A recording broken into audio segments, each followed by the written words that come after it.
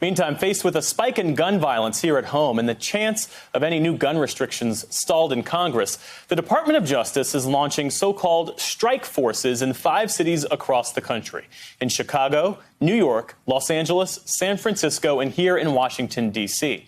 And they're targeting the supply of illegal guns on the streets. Now, here was Attorney General Merrick Garland speaking about this earlier today. The gun violence tragedy is now facing the country and facing it over many years. Needless to say, affects our communities and their security and safety, but it also affects the community of law enforcement officers.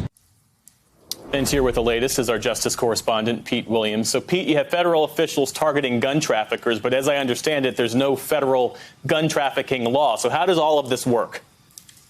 Well, that's the idea here, is to try to get more prosecutions for one of the sources of guns that are used in crimes. The ATF, which is where the Attorney General was speaking, does about 450,000 gun traces a year. That means guns recovered from street crime scenes. And the question is, how many of them are provided illegally? And of that share, some are stolen, by the way.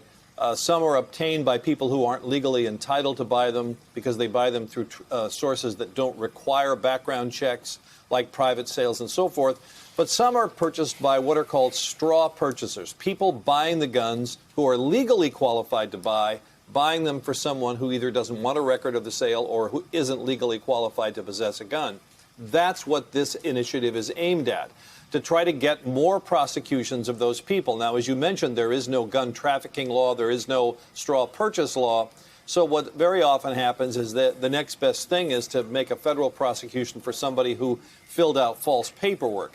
That's been kind of a loser for prosecutors over the years. So what the Justice Department is saying is sharpen up the ability to bring these cases, bring more of them, be more aggressive. And that's really what the focus is. I think calling these strike forces is somewhat misleading and has the sort of the mental image of people sort of descending on an area. It's not. That's not what this is. It's trying to leverage what is already there to have a more sustained effort instead of just sort of a multi-month thing, to keep this going for years to try to stem the flow of these straw purchases, which is one of the sources for illegal guns getting into communities.